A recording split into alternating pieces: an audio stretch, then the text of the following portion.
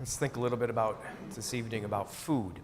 Food has been kind of a central theme in the last couple of weeks in our reading, and this is John chapter 6. We began reading last week the story of the multiplication of the few loaves of bread and the couple of fish that fed 5,000 plus. And John chapter 6 is going to be our reading for the next several weeks, and so it's difficult sometimes to kind of break it up into little parts like we do for liturgy each week and kind of get the gist and the meaning of the story, but there are important challenges, I think, that we receive each week, that we read each little section of this part of John's Gospel. But it does center around a meal and particularly around food. Now, food is essential, obviously, for life. It is fuel for our bodies. And we live in an age, in an era, and in a society, in a place in the world where food is plentiful. There's lots of food. You know, I went through, and even in the rectory in Placid where I live, the last couple of days, I just kind of looked through the deep freeze and the refrigerator and the pantry and such. And I think I estimate I probably have enough food. Don't even have to go to the grocery store or anything, plus what I have growing in the garden as well, probably for the next month, maybe month and a half. Lots of food. And probably if you did the same exercise in your own homes, you probably would have just as much, if not more. Plentiful food. We store it up. And we don't even realize what we're doing, but it's just chock full of stuff and food and plenty to eat. It's very different in Jesus' day.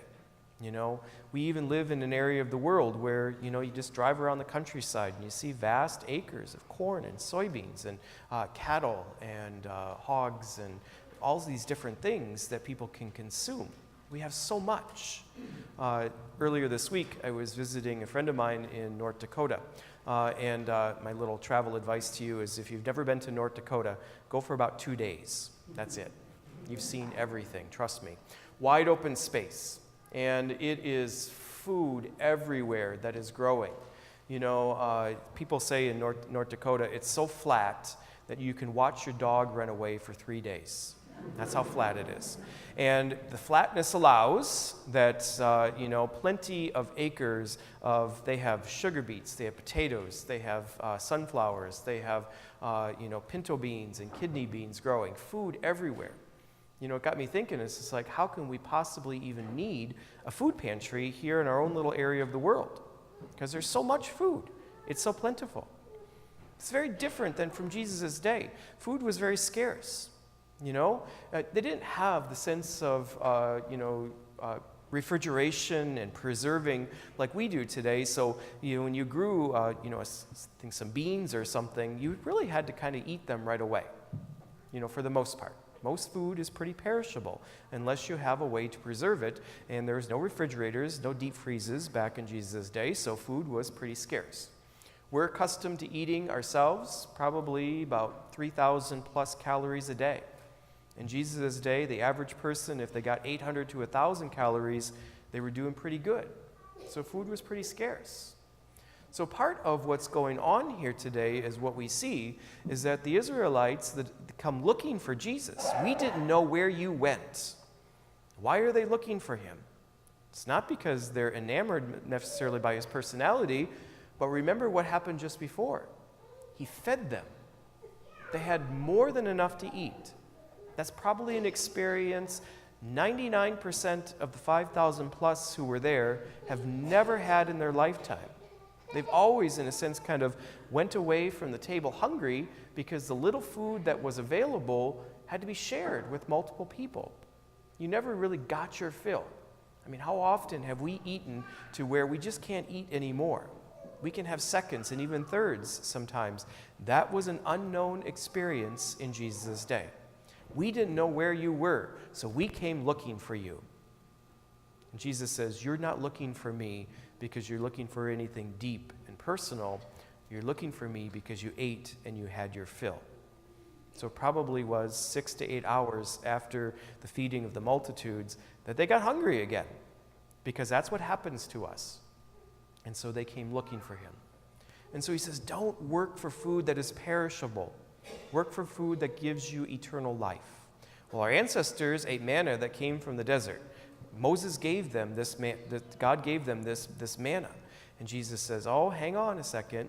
It's Moses, because of your grumbling, that called down upon the Lord to send this food to you, but I have something even greater. This is food and bread of eternal life, something that is even deeper and more profound than what you can possibly imagine. The Israelites are thinking physical food, and Jesus is talking spiritual food, something on a much different level than maybe what they were accustomed to. So, why are you here? He says. What are you looking for? It's a good question, and I think this is the challenge for us as well. Why are we here? What are we looking for when we come here? You know, every time I come and celebrate the liturgy and I look out, I kind of imagine that probably most of us are here for vastly different reasons. Some of us, it is a spiritual experience, and that's what we're desiring, what we're looking for. For some of us, it may be it's just what we do on the weekends, on Sundays. We go to church. For some of us, I checked that off the box for the week, that's it. Some of us may be, come on, let's go. That's the kids, dragged to church and such. Whatever the reason is, it's a good question to ask ourselves. What are we looking for? Because that's the challenge, I think, that Jesus gave to the Israelites. This particular section is going to continue to build over the next few weeks, and it's going to hit its crescendo, and it's a story ultimately about discipleship. Bread of life certainly is what brings us to discipleship and gives us the food for the journey, but there is something much deeper that is going on here as well. So what are we looking for? That's the challenge. I think that's the question that Jesus asks us this evening.